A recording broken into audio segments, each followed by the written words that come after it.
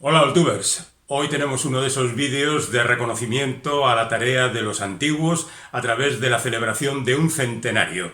Estamos en 2021, bueno, pues la gente que nació en 1921, algunos de ellos llegaron a ocupar lugares prominentes dentro del mundo del cine y nosotros lo reflejamos aquí. También tendríamos que empezar con los que nacieron y triunfaron en otros territorios, por ejemplo, las letras. Bueno, algo ya hicimos el año pasado con los autores de ciencia ficción, Asimov, Herbert y compañía, y Ray Bradbury. No, hoy vamos a hablar de una actriz que nació el 30 de septiembre de 1921.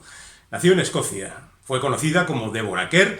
Nació en el seno de una familia razonablemente acomodada. Su padre era un oficial del ejército de alta graduación. No pasó estrecheces, no sufrió hambres ni penurias como tantos y tantos intérpretes, lo cual quizá le dio ese aire de frialdad y distanciamiento que siempre ha caracterizado sus interpretaciones, llegando a especializarse incluso en personajes como de monja o de institutriz. Luego resulta que en algunas ocasiones se ha salido del molde y todo el mundo ha alabado su interpretación, pero lo cierto es que Deborah Kerr está relacionada con una forma de vida inglesa o escocesa, ya digo, excesivamente fría, poco apasionada, pero que bueno, iremos revisando su filmografía. Tiene el dudoso honor de ser la actriz que más veces ha sido nominada al Oscar sin conseguir ninguno, 6 veces. Hay algunos intérpretes masculinos que han batido el récord, han llegado a 7, incluso a 8. Y luego, por ejemplo, Meryl Streep ha tenido más fracasos, pero ha conseguido 3 Oscars. No, hablamos de quien no ha conseguido un Oscar. Iremos recordando esas películas. Digamos que la ventaja de Deborah Kerr fue que su tía era profesora de interpretación y la llevó a las clases, estuvo aprendiendo y poco a poco pues se fue familiarizando con el mundo de las tablas, el mundo del teatro. Por ejemplo, con 15 años interpretó a Arlequín en Arlequín y Columbine, o Colombina, en el Teatro del Arte italiano, lo cual quiere decir que ya tenía una cierta formación. Y en una gira que hicieron por Londres fue descubierta por un productor que dijo: esta chica parece que apunta maneras, y la contrató para 2 películas. 2 películas que fueron Espías en el mar, realizada en el año 40, es decir, con 19 años, una película dirigida por Michael Powell y Emeric Pressburger, que tendrían luego una gran incidencia en su carrera, porque trabajaron mucho con ella, y también Mayor Bárbara, que en ese momento fue más significativa. Fue una película que tuvo mucho éxito, aunque el papel de Deborah era un papel secundario, la protagonista era Wendy Heiler, y aquí ya hacía también de miembro del Ejército de Salvación. El Mayor Bárbara, que es el título de la película, hacía referencia a la mujer que le dirigía el Ejército de Salvación. Deborah Kerr era una secundaria sobre una obra de Bernard Shaw que funcionó bastante bien. Bueno, ahí estaba Res Harrison y otra gente famosa que poco a poco iba creciendo en el mundo del cine. Y como esta película tuvo repercusión, pues ya le llegaron más contratos y ella pudo seguir trabajando dentro del cine con películas hoy olvidadas, como por ejemplo Penn de Pensilvania, dirigida por Lance Comfort, El Castillo del Odio, también del mismo director, basada en una novela de Cronin, El día amanecerá, de Harold French, Vida y muerte del coronel Blimp, en esta ocasión ya con el dúo Michael Powell-Emeric Pressburger, que es una película que tiene un enorme prestigio dentro del mundo. Hay gente que la considera entre las 10 mejores películas de la historia. Yo debo reconocer no sentir tanto cariño por ella, a pesar de que me parece una película interesante, y no se me ocurriría decir que el dúo de Powell y Pressburger está sobrevalorado, pero debo reconocer que tampoco son mis directores favoritos. Bueno, esta película, que recorre muchos años de la historia, en realidad le depara a Deborah Kerr un papel muy secundario, pero bueno, en cualquier caso ayuda a que siga trabajando con películas como Separación peligrosa y a partir del año 47 con una película que va a marcar su carrera, que se titula Narciso Negro, y es otra de las películas de Michael Powell y Emeric Pressburger. En esta película hace otra vez de monja en territorios exóticos, en Asia, con conflictos de la época, y bueno, pues con esas declaraciones siempre altisonantes de los ingleses acerca del imperio y del favor que hacen a los pobrecitos del tercer mundo. La película fue un super éxito, consiguió para ella el premio de la crítica de Nueva York, y eso la presentó en Hollywood de alguna manera. De repente en Nueva York dijeron, anda, pues esta chica parece que tiene posibilidades. Mientras tanto, Deborah se había casado con un piloto. Siguiendo un poco la tradición familiar, su padre era militar, pues ella se casó con un piloto militar. El matrimonio no duró mucho, duró 11 años, me parece, y luego ya Deborah se casó con Peter Birtell, que ya era un guionista de Hollywood, autor, por ejemplo, del guión de La Reina de África, pues siempre cerca de la profesión o de la tradición. Estábamos en Narciso Negro en el año 47, un año en el que hace también Mercaderes de Ilusiones, o Si llegara el invierno, donde aparece, por ejemplo, Janet Leigh y Angela Lansbury, en una etapa muy anterior a que ambas intérpretes consiguieran el éxito. Pero se va a Estados Unidos y protagoniza junto a Spencer Tracy Edward, mi hijo, una película de George Cukor que por aquel entonces estaba en la cima de su popularidad.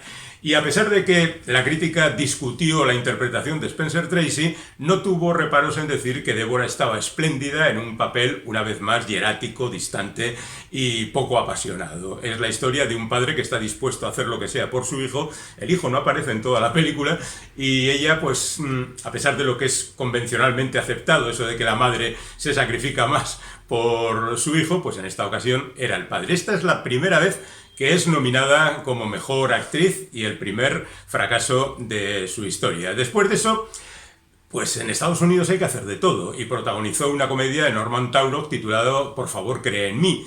La verdad es que tampoco pasó nada hasta que de repente en el año 50 se encuentra con una película de aventuras súper famosa, Las minas del rey Salomón, en la versión de ese año 50, en la que comparte estrellato con Stuart Granger, con quien se encontrará después en alguna otra ocasión. Las minas del rey Salomón es una película discutible, está basada en la novela de Rider Haggard y el protagonista es Alan Quatermain, que después haría Sean Connery en la Liga de los Caballeros Extraordinarios, pero bueno, es un personaje clásico de la novela de aventuras y también del cine, y tiene tan gran éxito que de alguna manera el nombre de Deborah Kerr queda más o menos cercano a la película de aventuras. Su siguiente película es Quo Vadis, una superproducción sobre los cristianos en la Roma de Nerón.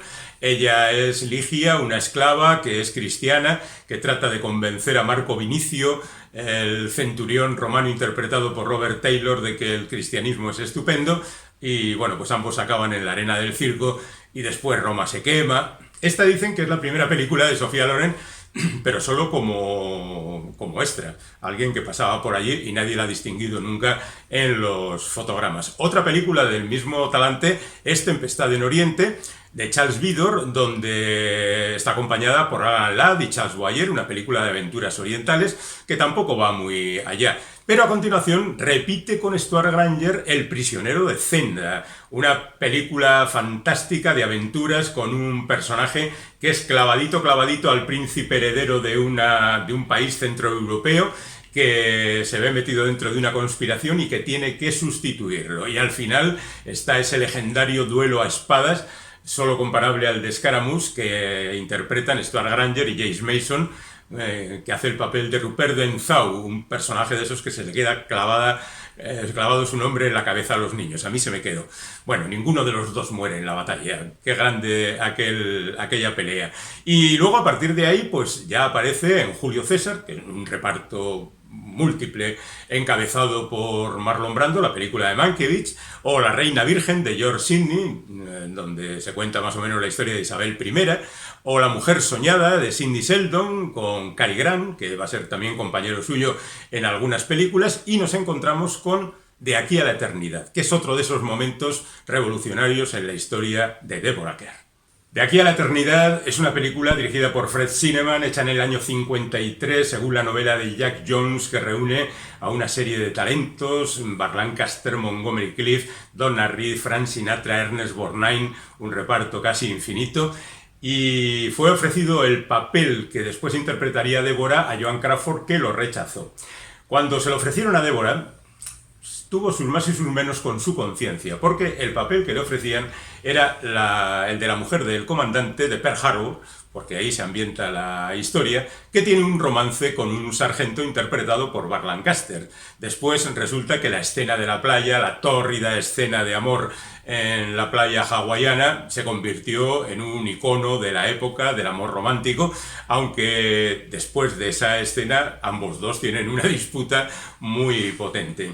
No estaba segura de aceptarlo, lo aceptó, lo hizo muy bien, fue nominada otra vez al Oscar, no le dieron en la estatuilla por supuesto, pero eso hizo que de repente el público viera a una Deborah Kerr diferente, y a partir de ahí se la aceptó prácticamente en todos los ambientes y en todo tipo de películas. Su siguiente película, por ejemplo, es Vivir un gran amor, según la novela Graham Greene, El fin del romance, que es una novela fantástica. Neil Jordan hizo una versión después todavía mejor, y la verdad es que Deborah también tiene que representar a una mujer muy pasional, pero atrapada por sus circunstancias. Después, Los héroes también lloran, que es otra película de aventuras, y otro bombazo con El rey y yo, el famoso musical que nos presenta a esa institutriz, otra vez una institutriz en el camino de Deborah Kerr, que va a Siam, se encuentra con el rey, que es un poco chulito y que tiene un montón de hijos a los que tiene que educar.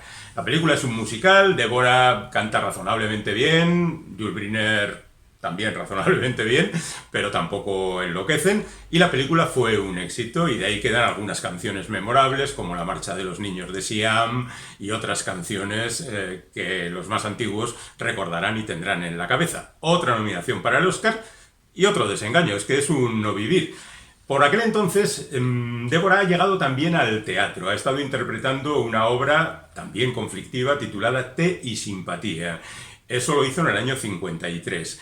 Té y simpatía cuenta la historia de la mujer de un catedrático que, según reza la tradición de la universidad, tiene que recibir a los estudiantes y ofrecerles té y simpatía. Lo que pasa es que aquí se mezcla el elemento amoroso y, además de té simpatía, también ofrece al estudiante algo de sexo. Bueno, él es John Kerr, no tiene nada que ver, a pesar del apellido común, con la protagonista, y cuenta esa historia que después será llevada al cine en el año 56 por Vincente Minnelli, y consigue otro gran triunfo. Es otra película que, a pesar de su digamos, pobreza económica, es una película en blanco y negro, en interiores toda ella, tiene esos momentos fabulosos, como por ejemplo cuando ella le dice a su amante jovencito: cuando cuentes esto, que sin duda lo harás, trátame con cariño. Y bueno, pues de ahí sigue trabajando en otras películas, como por ejemplo Solo Dios lo sabe, otra vez de monja. Y en esta ocasión metida en un jaleo terrible en una isla del Pacífico durante la Segunda Guerra Mundial, con Robert Mitchum, que interpreta a un marine pues un tanto deslenguado, de carácter rudo, de maneras nada finas. Ella, por supuesto, es exquisita, y los dos tienen que enfrentarse al ejército japonés, claro. Dos solos contra el universo. La película gustó mucho, la película está dirigida por John Huston, que es un tipo que sabe manejar este tipo de cosas, y la verdad es que fue otro gran éxito, y también otra nominación al Oscar que no sirvió para nada, como ya queda apuntado anteriormente. A continuación protagoniza con Cary Grant una de esas películas que también es muy recordada, Tú y yo, o Un asunto para recordar, que sería su título original, que cuenta la historia de una pareja que se conoce en un transatlántico, tienen sus más y sus menos, quedan citados en el Empire State en una fecha decidida, y aunque Cary Grant llega, ella no, porque ha ocurrido algo en el camino. Por supuesto, Cupido hará de las suyas para que la cosa se reconvierta y consigan triunfar. Esta es una película tan recordada que varios años más tarde, en el año 90, la película Sleepless in Seattle, conocida entre nosotros como Algo para recordar, rendía homenaje también con una cita en el Empire State a cargo de Meg Ryan y Tom Hanks. Bueno, pues este sería el original. Una auténtica delicia de película. Después se mete en Buenos días, tristeza, la versión de Otto Preminger sobre la novela de François Sagan, que había sido un escándalo en Francia por lo que demostraba de la sociedad de aquel entonces, y que, bueno, pues fue muy discutida en su momento. Preminger fue un adelantado y contó esta historia desasosegante, triste, y la verdad, en principio poco llamada a ser un éxito, pero la cosa funcionó bien, y ahí triunfó Deborah otra vez, junto con David Niven, con el que va a trabajar también en ocasiones posteriores. A continuación hace Mesas separadas, una película de la que hablamos en la primera parte de la televisión, de la generación de la televisión, porque su director es de esa generación, y que era una obra de teatro, o mejor dos mezcladas, con una serie de personajes interpretados por gente muy famosa. Burt Lancaster, con la que ya había trabajado, David Niven, que consiguió el Oscar, ella no lo logró a pesar de que fue nominada también en este caso, Rita Hayworth, en definitiva, un reparto muy potente. Débora está en lo alto de su popularidad. A continuación, Rojo Atardecer, otra vez con Yul Brynner, siempre parece que circulaba en el mismo círculo. Es una película sobre lo malos que son los comunistas, hecha en el 59, sobre unos viajeros que son detenidos en un puesto de control del ejército, y ahí estaba el militar Yul Brynner, y ahí está la pobre Débora, que tiene que salir adelante. Sin embargo, le llaman también para hacer alguna comedia, como por ejemplo Tu marido ese desconocido, de Jan Negulesco, que bueno, estaba bien, pero tampoco te vuelve absolutamente loco. También una película de Henry King, una especie de biografía de Francis Scott Fitzgerald, que interpretaba a Gregory Peck y que se tituló aquí Días sin vida. Y a continuación, la última de sus nominaciones a los Oscar, en otra película protagonizada por Robert Mitchum, que se tituló Tres vidas errantes, y que cuenta la historia de tres personajes: Mitchum, Débora, que interpreta a su mujer, y a su hijo, que van esquilando ovejas por Australia y persiguiendo canguros y llevando una vida errante, como dice la película, otra película de Fred Zinnemann, el de aquí a la eternidad.